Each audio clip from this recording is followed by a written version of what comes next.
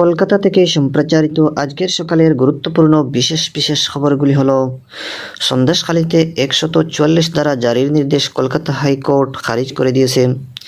এদিকে সন্দেশখালীর ঘটনা নিয়ে রাজ্য রাজনীতি আজ উত্তপ্ত। বিজেপির রাজ্য সভাপতি সুকান্ত মজুমদারের নেতৃত্বে বসিরহাটের এসপি কার্যালয় ঘেরাও কর্মসূচিকে কেন্দ্র করে এলাকা রণক্ষেত্র হয়ে ওঠে। এদিকে সন্দেশখালী ঘটনার প্রতিবাদে কাল জেলায় জেলায় পথে নামে সিপিআইএম ও কংগ্রেসের শ্রমিক সংগঠন। অন্যদিকে বিজেপি সন্দেশখালীর ঘটনার সিবিআই তদন্ত দাবি করেছে। এদিকে চুপড়ায় মাটি ধসে শিশু মৃত্যুর ঘটনায় তৃণমূল কংগ্রেস বিএসএফকে দায়ী করেছে। মৃত 4 শিশুর পরিবারের হাতে 3 লক্ষ টাকা করে তুলে দিয়েছে দল। এদিকে বিশ্ব বেতার দিবস কাল নানা অনুষ্ঠানের মধ্য দিয়ে পালিত হচ্ছে। এদিকে সরস্বতী পুজোর দিন আজ অনেক জেলায় বৃষ্টির পূর্বাভাস দিয়েছে আবহাওয়া দপ্তর। এবারে শুনেন বিস্তারিত খবর। সন্দেশখালীতে 144 ধারা জারির নির্দেশ কলকাতা হাইকোর্ট খারিজ করে দিয়েছে। এলাকায় আরও সশস্ত্র পুলিশ মোতায়েন করতে বলেছেন বিচারপতি জয় সেনগুপ্ত।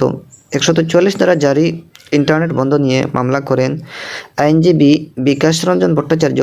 কাল সেই মামলায় গোটা সন্দেশখালীতে 144 ধারা জারি করার যৌক্তিকতা নিয়ে প্রশ্ন তোলেন বিচারপতি সেনগুপ্ত। তিনি জানান, উত্তেজনা প্রবণ এলাকা চিহ্নিত করে 144 ধারা জারি করা হয়ে থাকে। এক্ষেত্রে পুরো এলাকাতেই তা জারি করা হয়েছে। এ ব্যাপারে বিচারপতি পর্যবেক্ষণ গত 3 বছর ধরে পুলিশ কোনো অভিযোগ নেয়নি বলে এলাকায় মহিলারা জানিয়েছেন।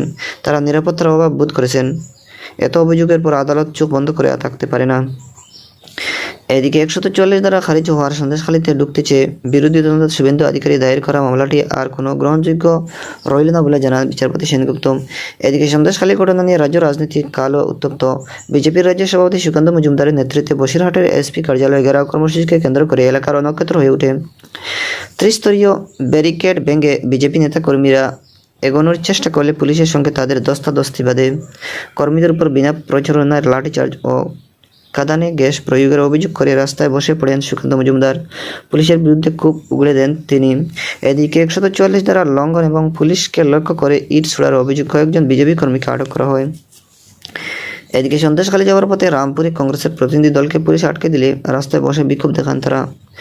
বিভিন্ন রাজনৈতিক দলের সঙ্গে পুলিশের সংঘাতের মধ্যে তৃণমূল কংগ্রেসের প্রতিনিধি দল সন্দেশখালী পৌঁছে কালীনগরে বৈঠক করে দলে ছিলেন সেচ মন্ত্রী পার্থ ভৌমিক ও বিধায়ক নারায়ণ গোস্বামী প্রমুখ।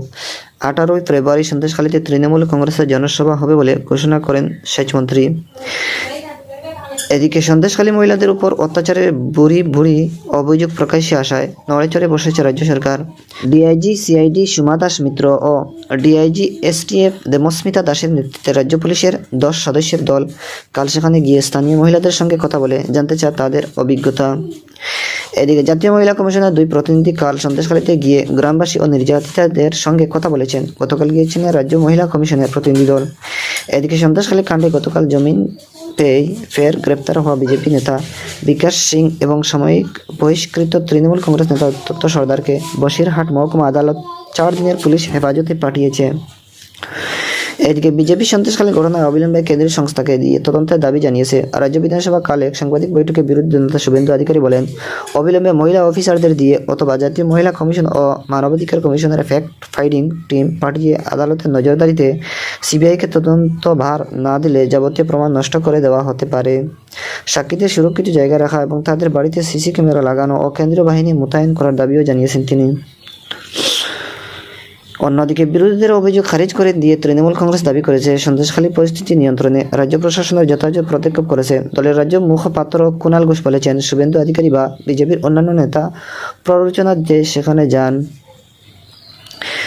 এদিকে সন্দেশখালী ঘটনার প্রতিবাদে এবং শ্রম কোড বাতিল সহ একাধিক দাবিতে সিপিআইএমের শ্রমিক ক্ষেত মজুর সংগঠন কাল জেলায় জেলায় মিছিল ও আইন অমান্য কর্মসূচি পালন করে। এই কর্মসূচিকে কেন্দ্র করে বিভিন্ন জায়গায় পুলিশের সঙ্গে তাদের গণগুল বাঁধে। পুলিশের বিরুদ্ধে লাঠিচার্জ ও কাঁদানে গ্যাস ছোড়ার অভিযোগ করেছেন প্রতিবাদকারীরা। এদিকে মুর্শিদাবাদের বহরমপুরে কৃষক ক্ষেত মজুর সংগঠনের আন্দোলনকে ঘিরে কাল দুপুরে ধুন্ধুমার কাণ্ড বাঁধে। সিপিআইএমের রাজ্য সম্পাদক মোহাম্মদ সেলিম, কৃষক ক্ষেত মজুর সংগঠনের জেলা সম্পাদক জামাল হোসেনের নেতৃত্বে মিছিল করে এসে বহরমপুর টেক্সটাইল কলেজ মোড়ে জড়ো হন আন্দোলনকারীরা। এরপর জেলা শাসকের অফিসের দিকে যাবার পথে পুলিশের সঙ্গে তাদের ধস্তাধস্তি হয়। ঘটনায় 50 থেকে 60 জন কর্মী সমর্থক আহত হয়েছেন বলে দাবি মোহাম্মদ সেলিমের।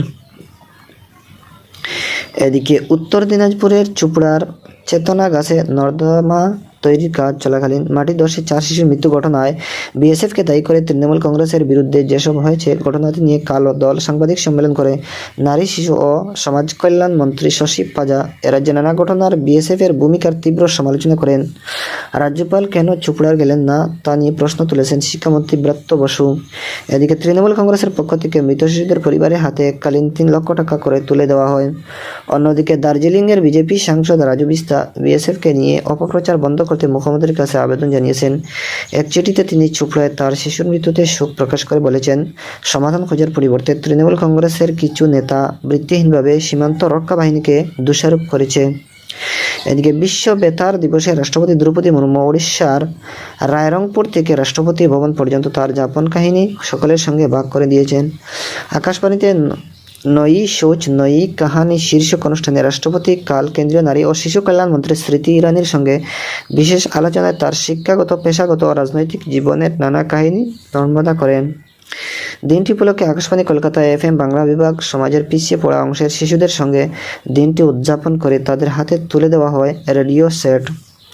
এদিকে সরস্বতী পুজোর দিন অনেক জেলায় বৃষ্টির পূর্বাভাস দিয়েছে আবহাওয়া দপ্তর। পূর্ব মধ্যপ্রদেশ থেকে ঝাড়খণ্ড পর্যন্ত বিস্তৃত উচ্চচাপ বলয় এবং বঙ্গোপসাগর থেকে প্রচুর পরিমাণে জলীয় বাষ্প বায়ুমণ্ডলে প্রবেশের ফলে আজ এবং বৃহস্পতিবার দক্ষিণবঙ্গের সব জেলাতেই বজ্রবিদ্যুৎ সহ বৃষ্টির সম্ভাবনা।